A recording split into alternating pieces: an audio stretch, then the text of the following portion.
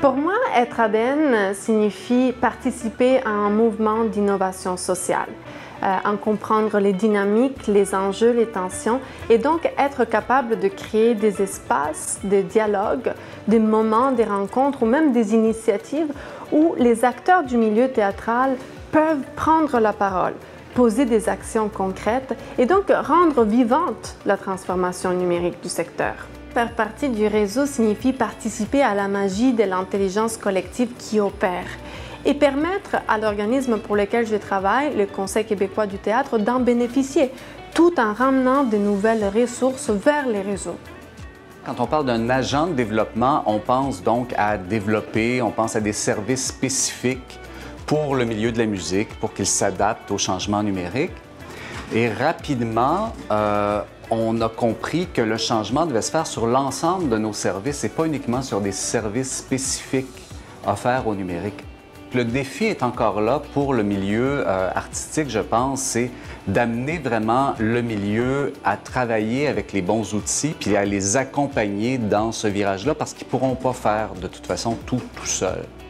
Pour les CQT et pour les comités numériques, l'important était de dresser un état des pratiques actuelles sans tomber dans le solutionnisme. Donc, essayer aussi de mobiliser les secteurs théâtraux autour des enjeux qui sont encore irrésolus et qui méritent l'innovation, la capacité à trouver des solutions pour que l'écosystème puisse accueillir de façon positive ces nouvelles pratiques numériques. Avec toutes les nouvelles tendances, les plateformes, le streaming et la valeur de la musique, c'est comme évaporé parce que maintenant, on peut avoir accès à 1 million d'œuvres sans que ça coûte très cher, alors que ça coûte très cher à produire.